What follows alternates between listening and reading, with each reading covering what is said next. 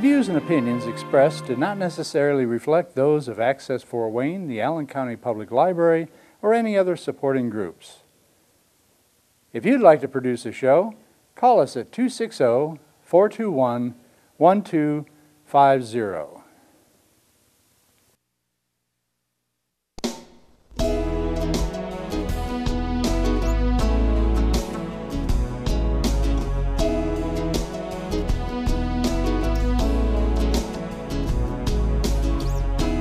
Let me be your lighthouse so I can show you the way. Let me be your shining light, I'll keep you from drifting away. I'm the one that makes you try when... Hello, welcome to my show. Today we have a special guest on Patty's page, live in his studio room, Terry Doran. Hello, Terry. Hello, Patty. Thank you for having me on. We got a story for you about Terry's life. So we should ask questions already. Thank you for coming in to be on my show, for letting us come in. So we'll start with you are Terry Doran. What is your occupation? My occupation. I've never been asked that, I think. Once upon a time, I was a school teacher, English teacher in a small high school in west of Indianapolis called Granville Wells High School. Granville Wells was the father of a famous Indiana man named Herman. Herman was president of Indiana University for many years. He was president when I was there, graduated in 1963. Wow. He was president. So it has some Indiana history to it, the name. And then I started a school, the Fort Wayne Folk School, because I got fired from my job for boiled down opposing the Vietnam War. I was charged with 6 different things. I can remember the 3 most spectacular: insubordination, inciting a riot, Oh. and allowing students to smoke on school property, which I wasn't the only teacher who did it. They were just looking for things to pad to make it look legitimate. And in fact, my students, almost the entire student body, about 250 kids, grades 9 through 12, staged a protest for me. It was great, one of the greatest things in my life. I was senior sponsor, and in December 1968, my job as senior sponsor was to go to the school after school in the evening and supervise senior kids putting up a Christmas tree in the hallway, entryway, and then decorating it. And when we left, it was beautifully decorated, nothing was out of place, but during the evening, the kids determined that the tree they had was too small. They wanted to go get a bigger one. So a group of them went in a pickup truck to get another tree. I don't know how many, but then another group stayed. And I was in the teacher's lounge, and they came in the teacher's lounge, so I wanted to keep an eye on them. And while they were in there, a couple of them lit up cigarettes. I just let it go because at least I could see what they were doing, versus if they had left and gone out in the hall, in the school where I couldn't find them. And then that was it. There was no problem. The kids got back. They all got together, put the tree up. It's beautiful. I tell that story because there's another senior sponsor who was a Catholic priest moonlighting as a guidance counselor, or a guidance counselor moonlighting as a Catholic priest, take your choice. But his name was Eugene Spaghetti, And he was single and I was single, and sometimes we'd have dinner together. I considered him a friend, but I think he turned me in because he testified that he was driving by the school with apparently had x-ray vision, could see through walls, and could see these kids smoking in the teacher's lounge. And what was doubly irritating about that was it was his job too. He was the other senior sponsor. There were two of us. It was equally his job to be there as well. He just didn't go. I think it was set up from the beginning, frankly. And then at my hearing, I did have a hearing before the school board where they found me guilty of 4 of the 6 charges. And the art teacher, also a young man, as I was a young man, testified that this was not uncommon. Took a lot of nerve because the community was against me. Their students were for me. That's another thing that makes it fascinating. These kids defied authority to do that, to stand up for me, and they did it peacefully. It was beautiful. I wasn't there. I was suspended. I had been, after this smoking incident, I was sent to the principal's office for being a bad boy. I was sent to the superintendent's office in Thorntown, which is about 15 miles maybe from Jamestown. That's where Granville Wells and Herman Wells were from, Jamestown. And anyway, the superintendent's name was Mr. Fritsch. He had come from Garrett, and he started out being very nice to me and saying this is just a personality conflict between you and the principal. And there's another interesting story. The principal from the year before, I think I have this right, resigned about a week into the school because he got a better job offer and just started. I'm pretty sure he started. And then they hired somebody to replace him. Well, his replacement was caught with a secretary in his office. I'll leave the rest to imagination. Oh boy. I did not witness this. I don't know, somebody saw it. Anyway, he was fired. So now they called in a third principal named Sam Valentine, who was old. You know, it's interesting because at that point, I was about 28, and you know, he had retired, so he was probably pushing 70. Now look at me, I'm older than that. I'm 71. Now I'm the old guy. But he had different opinions, and we clashed. And that's when the superintendent said, well, there's a personality conflict. We think you're doing a good job. I'm paraphrasing. I've written a manuscript, and I wrote it fairly close to the time. I mean, I wrote it the following year sometime. So it has all the details. I practically transcribed the conversation with the superintendent and the hearing and the students, and it was a fantastic time. I mean, I lost a teaching career, but still, those kids, I'll never forget it. And the next morning, before I went to the superintendent's office, I had been to the superintendent's office because he suspended me. He told me, I can get you another job right now. I can get on the phone. I got a job lined up at another school. It's not far from here, and it's fine. And so I didn't take it. And then when I didn't take it, he said, well, you leave me no choice but to suspend you. So I went back to school. I was done. I was suspended. I wasn't fired. I had to have a hearing to officially fire me, terminate me. So I went back to school, and I asked permission from him if I could clean out my desk, go back and clean out my desk. He said yes. So I went back. Of course, all the kids were saying, where have you been? What happened? They knew something was wrong. I was gone for a couple hours.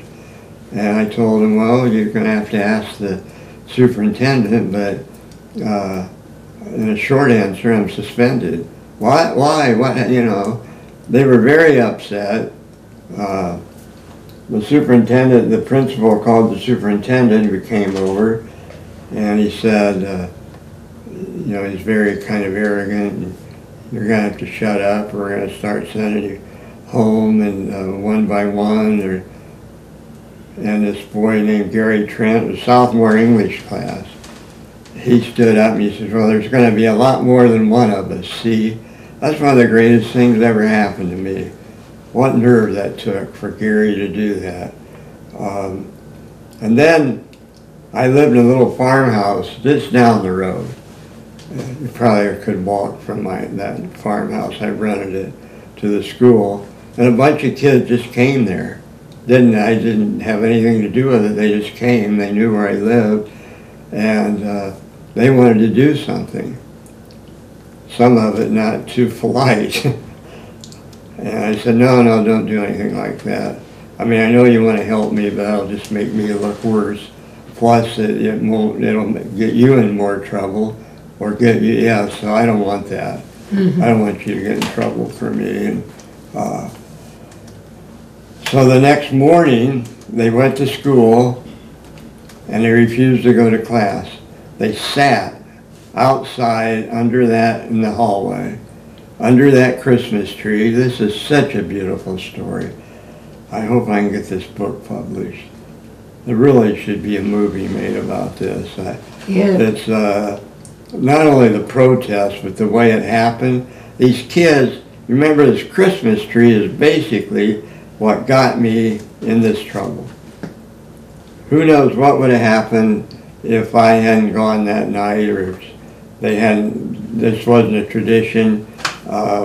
Maybe I'd have gotten fired anyway, maybe I wouldn't have. But anyway, I did. And they're sitting around the Christmas tree, singing Christmas carols. And of course the principal comes out and yelling at them, you got to get to class this minute, we're going to start suspending you. And they refused to move. They said, we'll go to class when you tell us why Mr. Doran is not here. Why is he suspended? That's all we want to know. They wouldn't tell them. So they just kept singing Christmas carols. So the principal said, I said, I'm calling the police. So he calls the police. Now all this time, a senior student, and I remember her so well, she's named Diana Shelton. She's one of my students. She's talking to me on the payphone. Now remember 1968, no cell phones, no computer, no Facebook, none of that stuff. She had to go to the payphone in the hallway of the school and have a quarter, maybe it was a dime. Anyway, you had to put change in it, it said call. And she calls me at this little farmhouse, and she's giving me a play-by-play, just what I just told you. She's telling me that very excitedly. Oh, you should be here. I wish you could see it. They're all singing Christmas carols for you. They're standing up for you. They won't go to class because they're concerned. They want to know what happened. And she says, oh my gosh, I gotta go. Here come the police. The police are here. She hung up. I thought, oh my gosh. So I'm just a nervous wreck. Like, are they rounding these kids up? Are they handcuffing them? What? I can't go down there. And, I suspended. I didn't dare go back to school. And about 15 minutes later, she called back. I was just pacing, so nervous. And she called back and said, oh, it's okay. The police were here.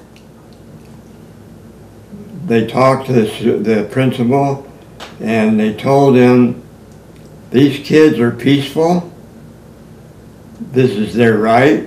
They have a constitutional right, First Amendment, to express their views, and they're doing it peacefully. There is no police action here. This is not our business, our problem. This is your problem. They're your students, it's your school. You get them to go to class. And they left. It was amazing. Really. One thing I wish so much, I wish if there had been cell phones, of course, all of this would have been on tape.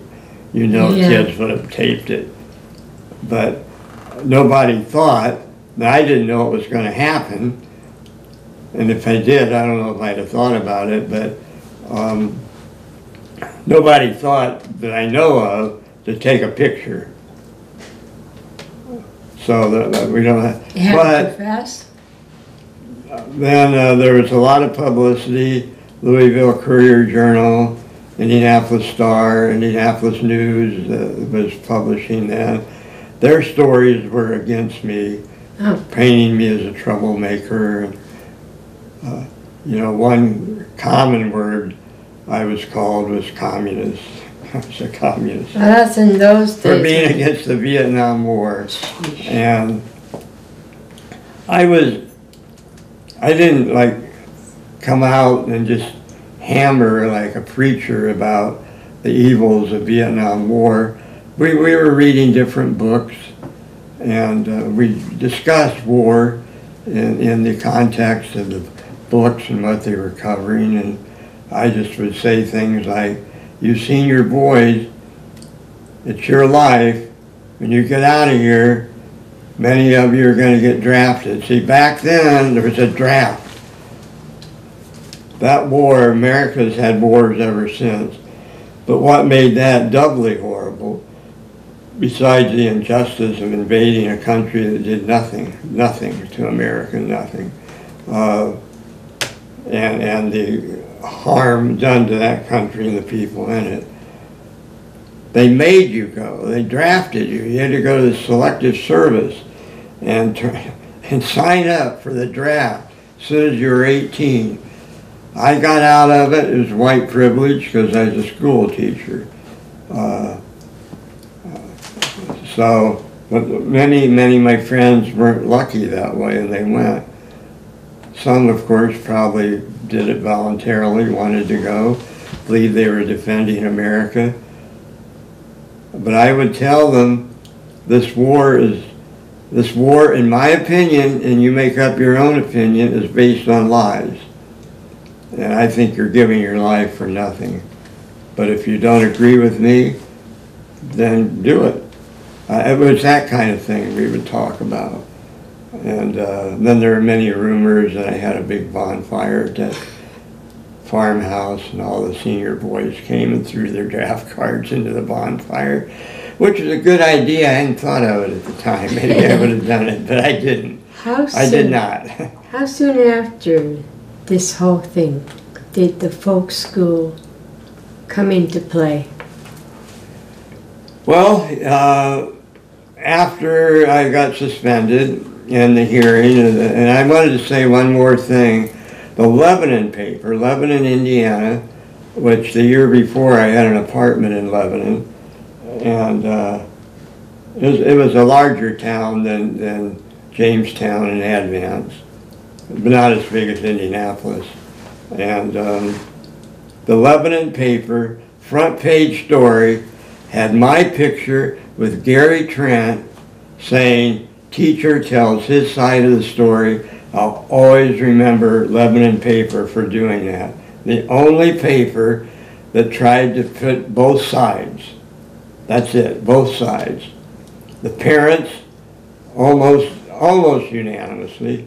I know there were some parents, one senior student told me her mother went to my hearing, it was in January, and said, "Kangaroo court, he didn't have a chance." And I didn't, but I made him do it. And Jack Getman, a lawyer, professor at Indiana University, and I had friends there who set me up with a meeting with him. He took my case pro bono. He had an international reputation for labor law. Guy was fantastic. He came from Bloomington on a cold January night, defended me, told those people, "You could not fire a window washer on these charges." And this man is a professional. He's a teacher. His students love him. and you should be applauding him, and here I am defending him. I'm paraphrasing, but that's... And Gary Reynolds, the other Gary, was a senior. He stood up and defended me, which took a lot of nerve, you know, because the parents were against me. And he said, always remember, Mr. Getman asked him, well, what makes Mr. Doran such a good teacher? He said, well, most of the other teachers, they're up here, he went like that, and we're down here. But with Mr. Doran, we're here, he's here, we're equals. At Always the same remember level, that. right? Always remember that. Spiritually. And so I had I lost, of course, and then I had a trial in Crawfordsville, Indiana, where the judge has the right to hire, school board has the right to hire, school board has the right to fire. That was it, I lost. But then they appealed, and I won the appeal. And the National Education Association called it a victory for teachers everywhere. The lawyer, Jack Getman, didn't have a license to practice law in a courtroom in the state of Indiana. So he got the law firm, in the big law firm in Indianapolis, and NEA paid for it, and Richard Darko was my attorney, and he somehow had uncovered exactly what that school board did. He had a school board president on the stand, and he told them what they did. Somehow he got information from private hearings where they rehearsed how they were going to vote. Kangaroo court right there. Still lost. But anyway, the first thing I did in 1969, I was a student teacher in Bloomington. Not student, excuse me, substitute. I had no problem. They had no problem hiring me.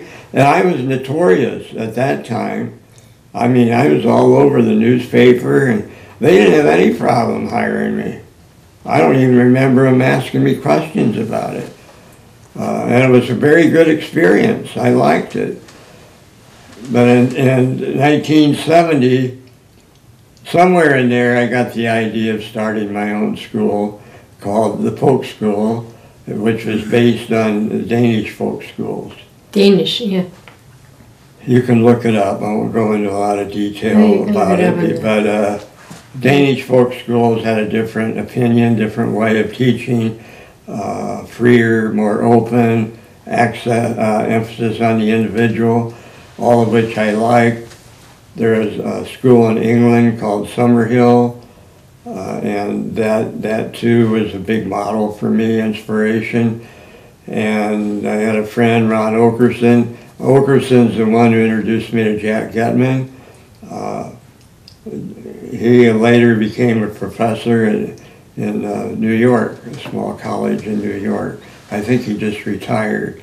He was a great friend. Do you keep in touch with him? Yeah, we've been in touch. I've talked to him recently, but not constant touch. I wish I had better. I wish I'd gone to visit him out there where he was teaching, but he's from Marion, Indiana, and he was a graduate student at the time. And he put a lot of the intellectual background on the folk school with the Danish folk schools. Oh, yeah. And the Danish folk schools were all for it. So we called it, perfect name, the alliteration of it, Fort Wayne Folk School. It just couldn't come up with a better name.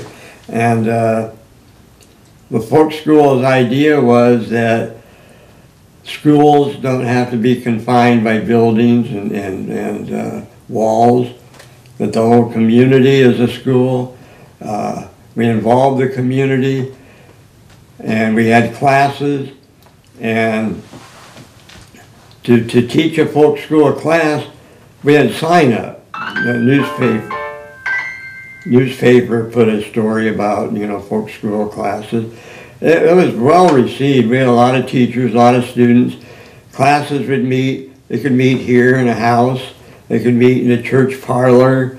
They could meet in the park, anywhere. anywhere you could go, have a free place to meet. And had a lot of different classes, a lot of different topics. But out of that grew classes on women's issues, war, a lot of different topics. And we had no qualifications. I mean, if you wanted to teach, you just signed up and said, find a place to do it and advertise it. And if you have 2 students, 20 students, 1 student, it's okay. And that's how it worked. And, you know, today I think you'd have to have criminal checks on teachers, fingerprints, all that, background. Never even occurred to me, and nobody ever said, Terry, you better have background checks. These classes weren't exclusively for kids, they were for anybody. Anybody could teach a class, and anybody could attend. That's it. That was it. What were the hours of your folks' school? That was determined by the teacher and students. You know, if the teacher wanted to teach once a month, once a week, 3 times a week, that was up to the teacher. How'd you get your teachers? Through publicity in the newspaper, and we had stories about folk schools having sign up, here's their classes. And the thing that was important about those classes is that the folk school opened a door for people's minds. People were upset by that war. There was tremendous amounts of protest. Again, without Facebook, without computers. I think probably the biggest protest in American history ever. And women protested, the students. One good thing that came out of it, when I was at IU, and I went there in '59, started, you had to go to ROTC, you had to. You had to go there 2 years, or you couldn't graduate, even if you had all A's and everything else. What is ROTC? Reserve Officer Training Corps. It's terrible. Where was that? Horrible. Horrible. What school was that? That was Indiana University. Public schools had to have it. Oh, wow. But all those protests got rid of it. ROTC, no more. I mean, they might have it, but it's voluntary. That's if you want to take it, you can. If you don't have to. Wow. Man, I hated it, and I have stories about that. But I just not a military. We don't have that fan. in our Canada. But that's how the folk school started. That's how 2 big events that are still going strong. The Women's Bureau started in, I think, 1975, and Women's Studies in 1973. You can look it up. I could have the dates wrong. I did not start them, but they started because of this excitement for change that was electric in the early 70s in America, and certainly in Fort Wayne. And the folk school was part of a free school national movement. I was invited to speak around the country. I spoke at a big conference in New Orleans and wrote an essay about it. And it was about free schools. And one thing I got a kick out of was that there was a magazine back then, very, very prominent. It's defunct now, unfortunately, but called Saturday Review of Literature. It's a kind of intellectual magazine. Should bring it back. But yeah, it would be great. Anyway, they did a review of this conference in New Orleans. I mentioned it shows the national impact the free school movement had. And they listed speakers, and they listed Terry Doran, Fort Wayne, his beleaguered, that was the word they used, beleaguered, I remember that. No, ragtag, even better. Ragtag folk school, I love it. Well, that ragtag folk school is still being talked about. Here we are, 2023. I gave a talk at Purdue Fort Wayne. I was honored to be invited in September of 2023, and they were celebrating their 50th year anniversary of women's studies at Purdue Fort Wayne. Of course, Purdue Fort Wayne until recently was Indiana Purdue Fort Wayne. But Indiana, I don't know what happened. But, they took it but up. anyway, the point is 50 years, and the teacher said and invited me that the folk school started all this. Would you come, and we'd love to have you come and talk to our class. So I did. He's the one. And again, I want to emphasize that women started the Women's Bureau and You just women's gave him an studies. idea. I did not sit there in their meetings and brainstorm and, you know, how to do it. But I gave them the, I don't know what it's, I empowered them, I guess, is what the folk school did, to see things in a different way, to see women's role in society in a different, more open way. Speaking about being different, who in your group, as they were being taught in the 70s, early 70s, became famous or?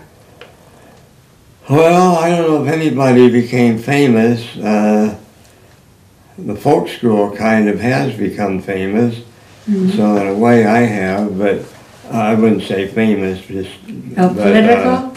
But at least it has national attention. There was a publication back then during the free school movement called New Schools Exchange. New Schools Exchange, I don't remember how often it came out. I know it was published in Santa Barbara, California, which is an upper scale city. And I went there and visited. Kat Marin was her name, and her husband Peter Marin was a pretty well-known writer.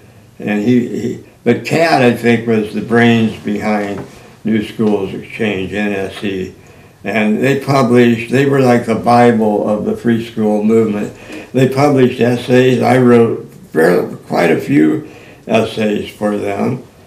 I mean, I was invited to do it, and once I wrote a couple and they liked it, I wrote some more. I can't tell you the exact number or even how many years they were in existence, but it was a big deal at the time, and all those issues published in Santa Barbara are archived at Yale. Now, Kat probably had some influence and knew somebody. I don't know how that happened. I'm just speculating.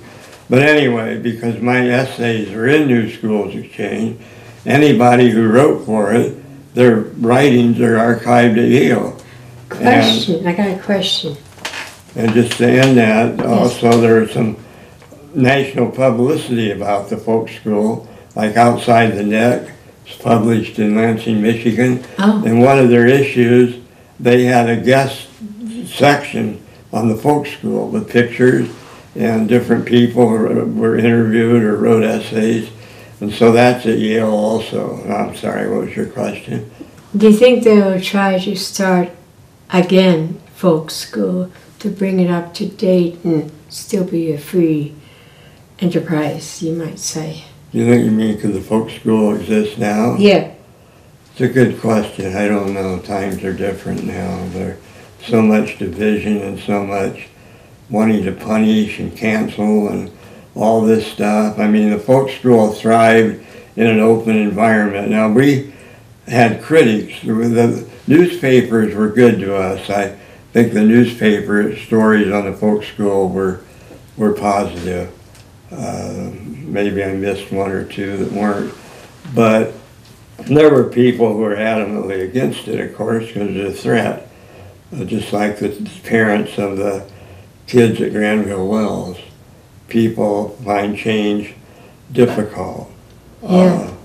Especially when it's not But the folk school was radical in its approach, that you didn't need a teaching degree. Now, we didn't last a long time, one of our students I know graduated from University of Wisconsin, Oh, yeah. and he didn't go to any other school either. I mean, he went to Northrop and couldn't stand it and quit and came to the folk school. He maybe got his GED, I don't know. But anyway, he graduated. I sent out a letter at the time to 50 colleges saying what the folk school is, and would a student from the folk school have any problem being admitted to your university? I think most, if not all, most of them said no, it wouldn't be a problem. So, you know, maybe they had to get a GED, but now also there's homeschooling. Yeah, I don't think, that's almost like a I don't free. think that concept existed. Yeah. And again, I'm not an authority. Maybe there was homeschooling then. I wasn't aware of it. Could But be. it was sort of what we're, not exactly what, the folk school was not just for kids. It was for the whole community.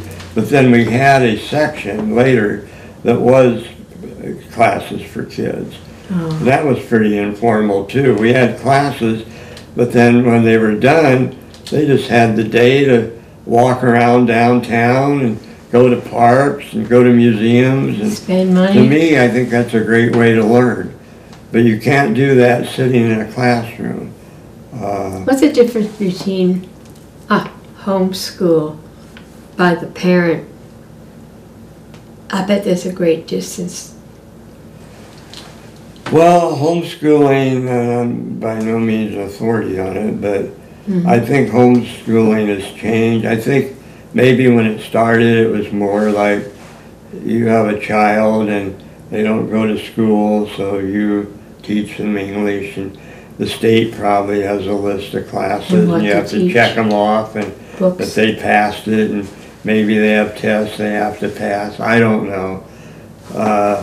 Homeschool has evolved because now my daughter could go, you know, across the street to a teacher over there that has maybe 10 different kids coming from different houses. So in a way, it's like a school, and that, but you know, without the bills and all that stuff. I was home taught for about 6 months when I had rheumatic fever. I couldn't go to school for 6 months, so the teachers would bring the books for me to read and for my mom to teach me how to read it and ask questions. Is that what homeschool is? Oh, that would be homeschooling, yeah. I was sick I and I mean, couldn't go. you were anywhere. a special need homeschooler because you couldn't go to school. And homeschool now is you can go to school, but you choose not to. In COVID. For whatever reason. Some kids just don't like school, and homeschool is a good alternative to that. And homeschool during COVID. A lot of people had to do that. Yes. Well, COVID made online learning necessary. So there was homeschooling, yeah, but not by choice. You mean you couldn't go to school, schools were closed. That was havoc on parents who had to work and Well, stay at yeah, home. that's the thing. If you have to work, you can't homeschool a child. But now, as I said, I'm told that there will be homeschool classes at different, you know, different people, different homes. So it's not just at your house. You can go to somebody else's house. And the computers and TVs. And there's computers and TVs, yes, and all that. Yeah, cool. And again, the folk school classes were open. I mean, a class could have 3 kids and 6 adults. That could be a class. And the teacher could even be a kid, depending what it was, or an adult. I don't remember if we had an age requirement where you had to be a certain age to be a teacher. Probably not. We hardly required anything. That was part of my radical approach. Yeah, radical from way back. That's why we like a kid. Well, schools leave out a lot of qualified people because of teaching degrees and certificates. Huh. Now, you can see the plus side of it, that if you've got somebody who doesn't even know what they're teaching karate, who doesn't know anything about karate, then you've got a problem. I mean, but the folk school just assumed if you signed up to teach, you knew something about the subject. You know, I remember we had a cooking class.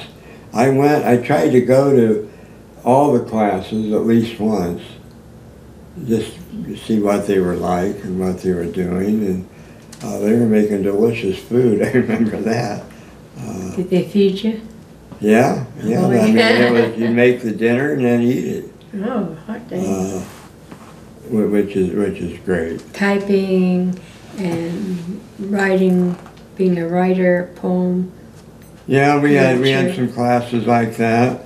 We didn't have a curriculum in that we needed an English teacher, we needed a science teacher, and so a lot of things didn't get taught, but a lot of things did get taught that maybe weren't ordinarily in the school curriculum. It just was a different time.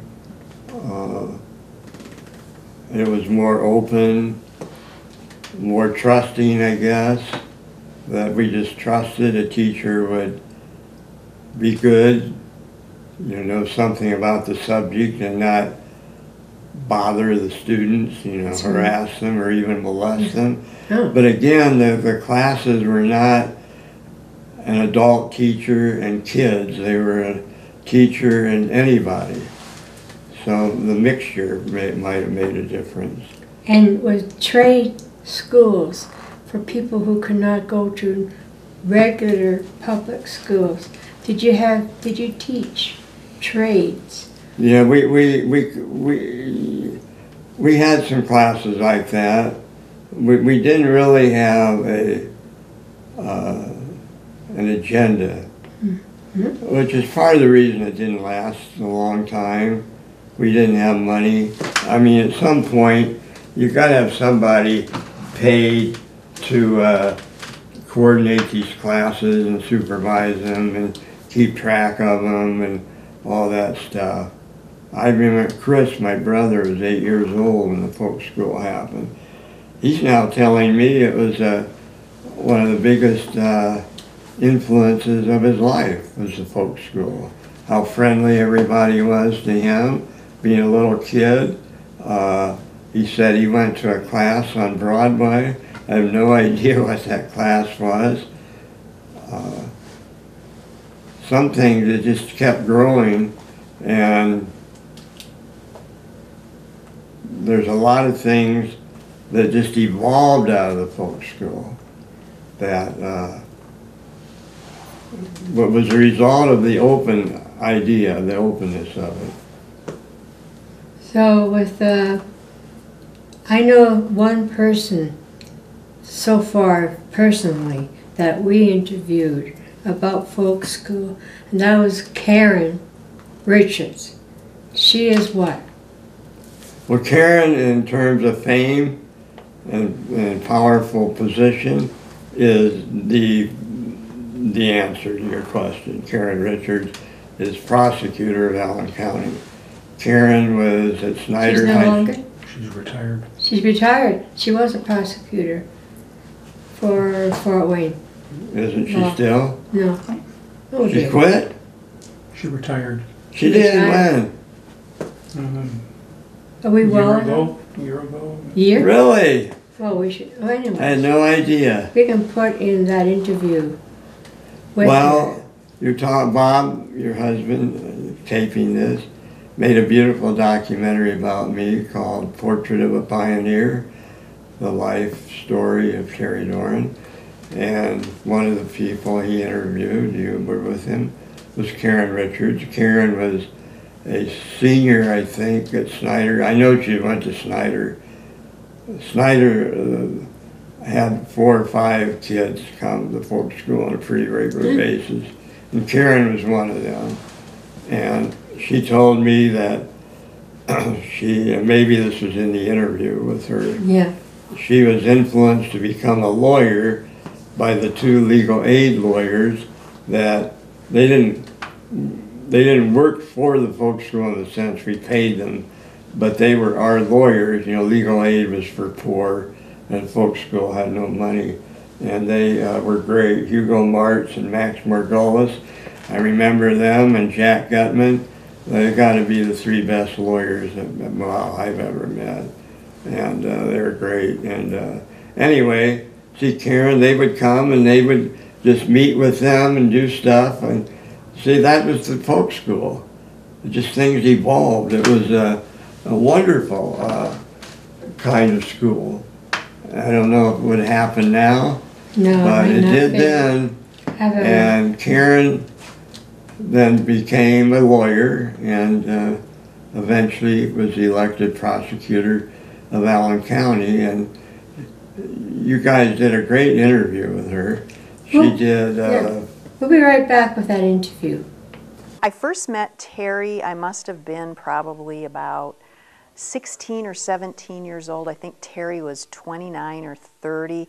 It would have been about 1970, 1971.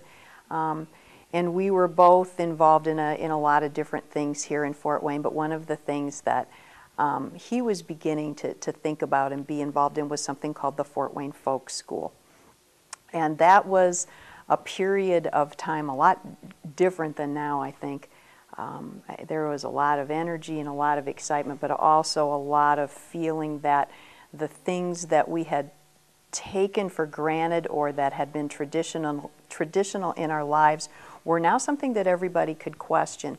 And one of the things that people were starting to question was, is the school system set up the way it always had been really appropriate for every student and for every learning model? And I think one of the things that Terry was talking about with different people was that how there were a lot of us who just didn't feel like we fit into a normal public education system. So there was a lot of talk around about establishing what was in essence an alternative school or an alternative school system, and that became the Fort Wayne Folk School. And I got involved in the Fort Wayne Folk School because a group of people that were also involved with me in something called Third World Development also became involved in the concept of doing something different educationally. I was not a full-time Fort Wayne Folk School student, but I took some classes there, like after school and part-time, and then we did some other interesting things with it too. But there were full-time students, and they would take a curriculum somewhat similar to the public school system, but that also had a lot of other things to offer, and it was not offered in a real traditional setting. You know, people weren't sitting at desks and, you know, raising their hand to ask a question. The classes that I took were often after school, and it would be in a real relaxed format. You kind of sit around on the floor, and there would be somebody there who had expertise in a subject, and you would sit around and talk about that. One of the classes that I remember taking was with a local attorney who I think at that point worked for Legal Services, Bill Rastetter. And one of the things that we were talking about with him was the legal system and First Amendment rights. So it was a whole different way to get an education about the legal system without taking a government class in school. So that was my exposure to the Fort Wayne Folk School. I think the school eventually did have a core of students that were full-time students. There were never a lot of students. I think there were probably under 30 at a time. But it was an interesting concept, and it then got to the point where we were able to convince the Fort Wayne community schools, at least in my high school, that they should at least try some of these classes inside the school system on just a trial basis. So we did that for a day. And I remember Terry came in and we had a little schedule of classes that people would take, and you would rotate from class to class. And a lot of people participated in that, and it was very interesting because it was a whole new way to learn. And so there was actually, I can't remember, it was a half a day or a full day of curriculum put on by the Fort Wayne Folk School. And I think it was really fun, and it was really exciting, and people got to explore some new subjects that they never had explored before. I think the whole concept of doing what Terry did is really important. And the reason that I say that is I think what we found to be true in the early 70s, I think is still true today. I don't think the traditional way of teaching and learning is for everyone. I think that there are a lot of people that don't learn well and don't interact well being rooted to a chair and rooted to a desk and in a situation where you can't speak until you're asked to speak, and where there's a teacher standing in front of you. I just don't think that works for a lot of people. I think there are different ways to share knowledge with people that are much more innovative than what we have traditionally been doing. And so I think there's still room for the whole concept that Terry had of a folk school. Plus, I think there's a lot of things that are important to learn that, because of budget constraints and whatever, may not be taught in a traditional school setting. So I think the things that he was interested in and the things that he found to be truisms probably still have a lot of value today. I think a lot of us that were involved in all of that owe a lot of thanks to him for giving us a whole new way to think about things. And I think that was one of the important things about the 1970s and the late 60s too, is there was so much political excitement and involvement, and people were so excited and hopeful about their ability to change the world. And I think we've really lost a lot of that excitement today. So I think for being a part of that and helping us channel that, I think a lot of us owe a great deal to Terry. And so thanks, Terry. It was great. I had a blast. The Karen that I remember from the folk school came and spoke at the funeral in a downtown inner city church in an almost all black audience. I was there because I knew the sister very well of the young man who died. And I learned things from her eulogy. And Karen was dressed up, a prosecutor looking, elegant and all that. And I thought, right away, this is great for Karen, a white woman, to come and speak at this black church. You didn't have to be black to go to it, but I mean, it was mostly black people who were there, and he was a black gentleman, and so there she was, and I was in the audience. She saw me in the audience, called me out with a smile. She's talking about the folk school. At that time, this was, I don't know when, a little bit before Bob made the documentary, I think. And she was telling a story that I had no awareness of, how she and other kids from Snyder would go, and I can't think of his name. I barely knew him, frankly, but that she was giving an example of her folk school experience, that in the evening they would go to his apartment, probably in the inner city. I mean, I never went there.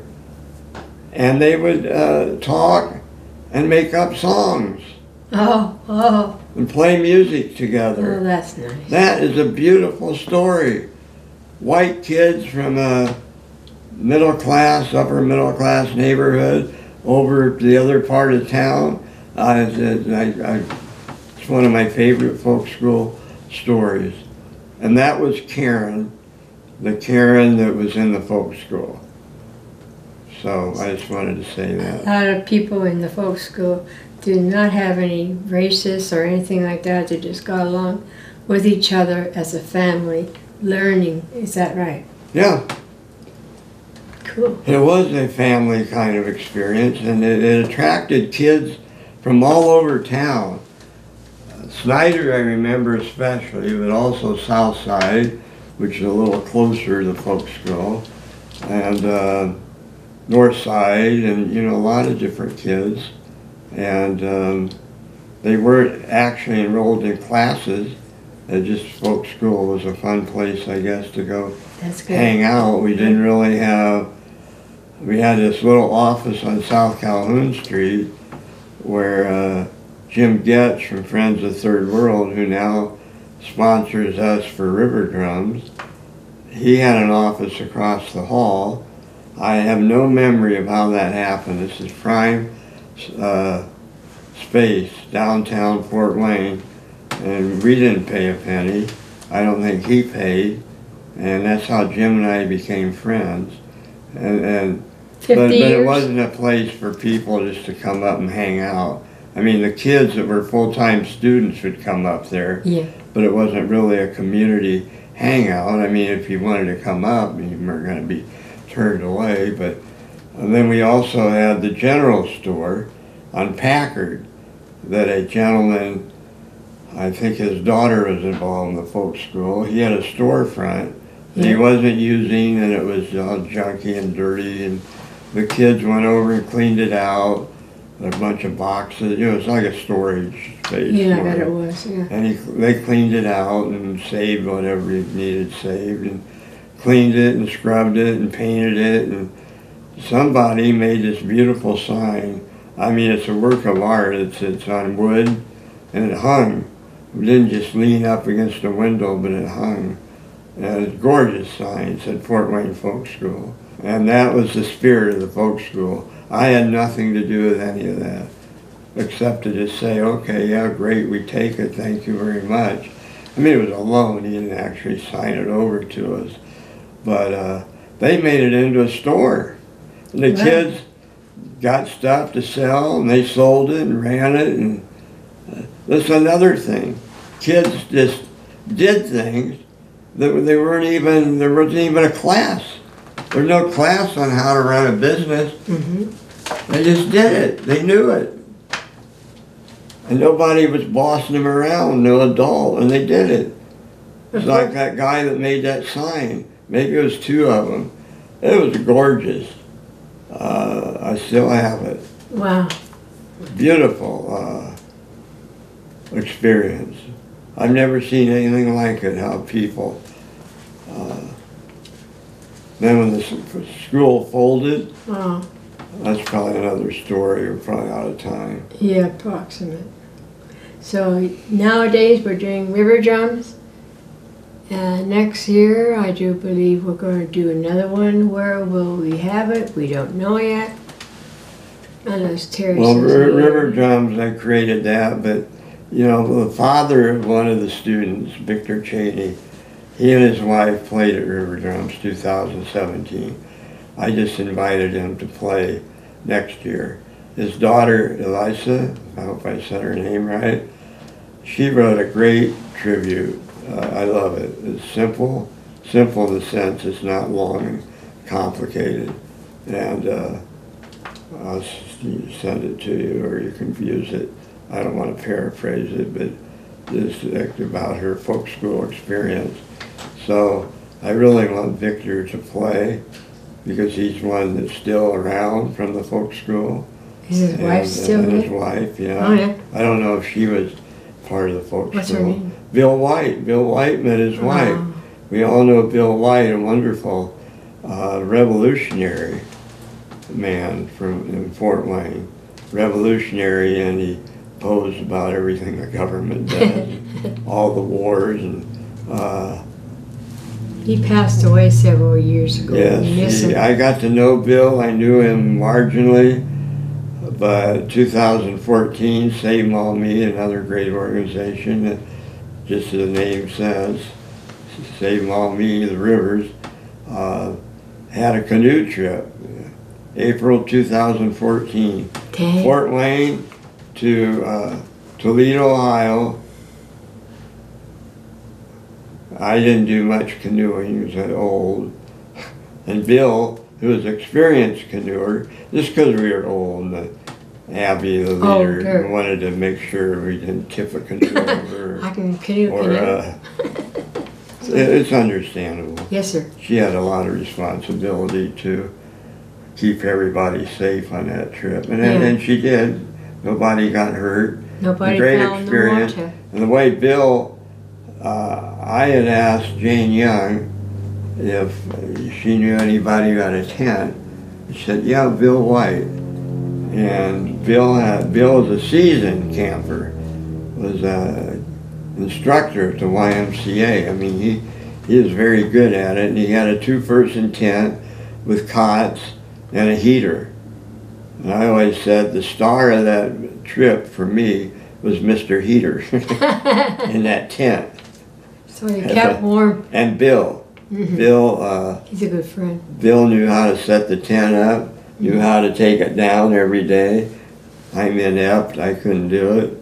But we became great friends on that trip. And this is another story for Bill, but he ran away from a Catholic military school, which was just down the road from other places where we camped on the way to Toledo. Amazing. What are the odds? And so... We did a play about him. And I wrote a play about him. I put his experience in the documentary. I was in the play. And Frank and the River Traveler, you were in the play. His mother. Bill was a fantastic friend. We miss him. Yeah, I miss him. One character, I miss him a lot. And I have a picture of him We'll put that with his wife-to-be, and they met in the folk school. See, I don't remember Bill White in the folk school. There were so many people in and out of that place. Yeah. You know? I've never done anything that attracted so much attention with, once it got started, so little effort. It was so I mean, we didn't have meetings. How can we get kids from all over town to come to the folk school? They just came. It's incredible. You know, this is good. And when it was starting to fall apart, I had a meeting and said we need something that unifies us, which became Theater for Ideas, a community discussion program, which started Access Fort Wayne, public access television. So from 1970 to 1980, I created discussion series and a folk school that ended up making the Women's Bureau, Women's Studies, and public access television, and that's pretty good for one little guy. And again, there were a lot of other people involved.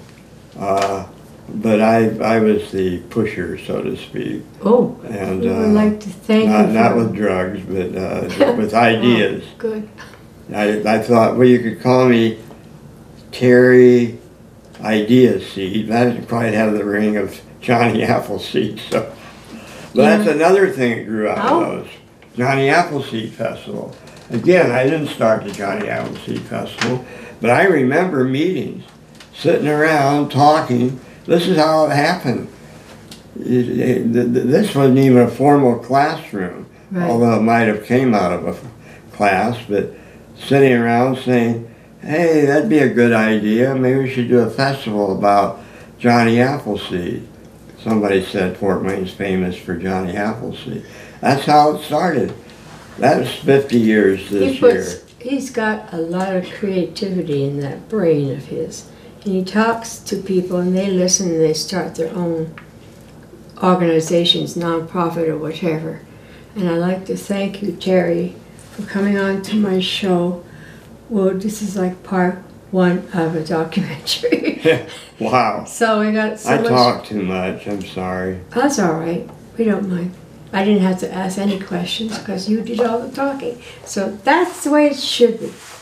So well, I'm glad because in that talk I gave at Purdue Fort Wayne, I talked and I wish I had asked the students, do you have any questions?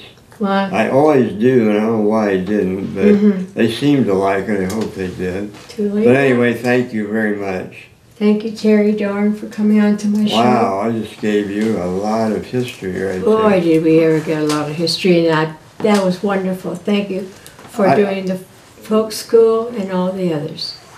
Well, I want to thank you for doing Patty's Page for 14 years. When I met you, you had just done your first show. Wow. And I called, and I got this very eccentric sounding lady. Uh-oh. You know, Public Access had a list of volunteers to run camera and things like that. So I just went down the list and I called this Patty Hunter, and you were so eccentric. That's me. Different from anybody. I'm Canadian, eh? Different. Just talking like that, muckabout. Muckabout and all that. More better. That poor thing. It's great. I And shocked Bob's him. from Canada too, Yeah. both of you. We We shocked met there, and so I want to thank you for doing Patty's Page all these years, over 700 shows. Wow. It's amazing. Hot. Every week. And Bob for making the documentary. Bob edits Patty's Page. Bob edits all the stuff I do. He edits River Drums. And Victor Cheney came to the John Two Hawks concert at Sweetwater. Oh, Beautiful. sorry, we'll go Isn't talk that about beautiful? that. Yeah, But we'll another talk show. about that another show. But he told me as he's leaving, he said, you know, everything you've done this is all folk school. I thought that was about the greatest thing anybody ever said to me, that it's all folk school. It's still River Drums, Theater for Ideas, Hot. Track, Three Rivers Art Center for Kids, Oh. all folk school. Never, I guess, never has ended. Never will, are you? No. Just Anyway, kidding. thank you. We love you. Thank you for coming to my studio up here at, well, not my studio, it's Terry's studio. Thank you for coming. Oh, well, thank you, Patty. And we'll see you next week. Godspeed, my love, until we meet again. You're always in my heart and every dream.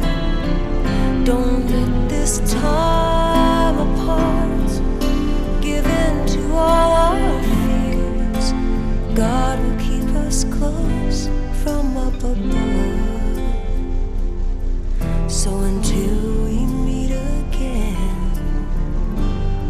Godspeed, my love.